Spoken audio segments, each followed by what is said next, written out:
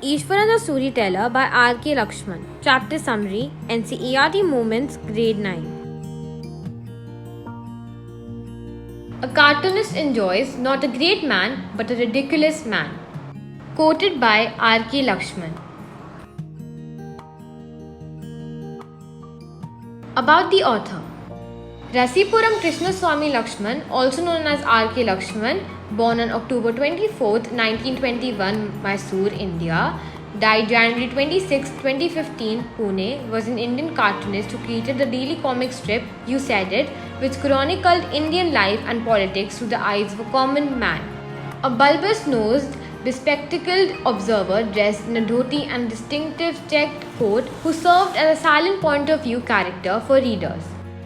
Lakshman was the youngest of 7 siblings, and he had developed an affinity for drawing at an early age.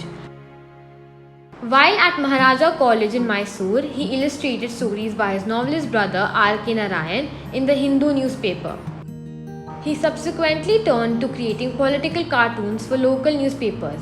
He worked at the Free Press Journal in Mumbai with Bal Thackeray, who was a cartoonist before founding the Shiv Sena political party. In 1951, Lakshman moved to the Times of India, where he created You Said It, which adored the newspaper's front page into the 21st century. Lakshman's common man was witty and sarcastic but was never venomous, and his outlook was said to represent that of countless average Indians. The comic strip also served as the basis of a comedy series on Indian TV, R.K. Lakshman Ki Duniya. Lakshman published numerous short stories, essays and travel articles, some of which were collected in The Distorted Mirror 2003. He also wrote the novels The Hotel Riviera 1988 and The Messenger 1993 and an autobiography The Tunnel of Time 1998. In addition, numerous collections of Lakshman's cartoons were published. In 2005, he was awarded the Padma Vibhushan, India's second highest civilian honour. Introduction. The story is about a storyteller named Ishwaran who weaves entertaining stories and anecdotes to entertain his master Mahindra. Ultimately, it is because of his ability to engage his listener and create an atmosphere that he succeeds in frightening his master to such an extent that he resigns from his job and leaves the place. That Ishwaran's story had convinced him was haunted. It is set in an Indian village or small town in the period soon after independence. It is set in a period when TVs had started becoming popular but not yet very common. The story touches upon the power of storytelling and how the art of weaving a tale can exert a strong hold on the listener.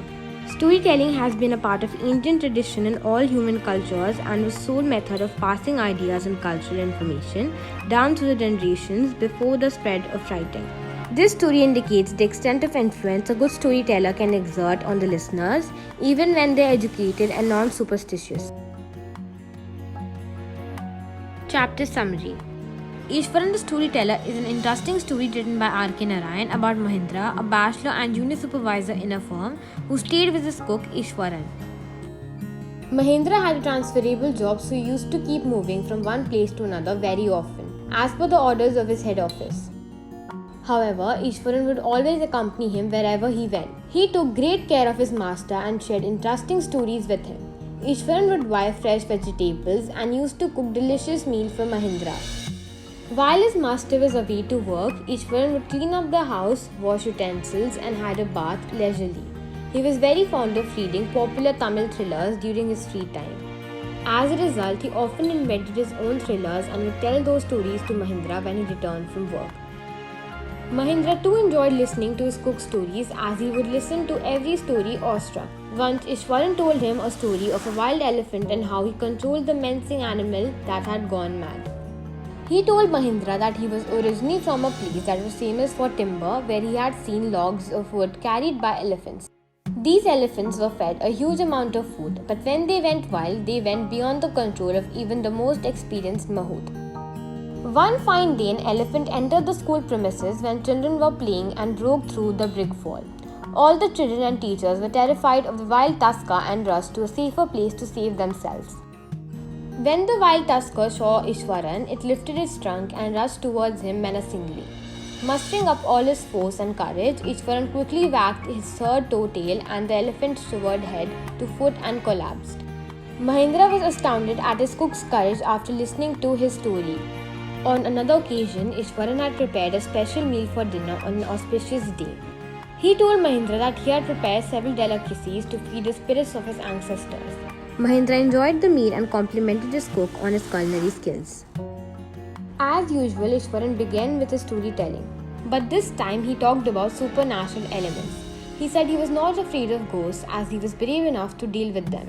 Ishwaran told his master that the place they stayed in once was a burial ground and he had also seen ghosts around.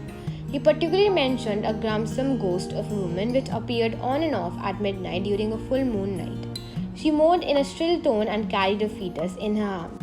Hearing this, Mahendra was scared and shivered at the description and rebunked Ishwaran, stating that ghosts don't exist. Soon he retired to bed but could not sleep as the description about the ghost woman was hovering in his mind.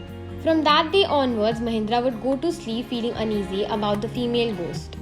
One night, as Mahendra was sleeping, he suddenly woke up from his sleep by a low moaning sound coming from his window.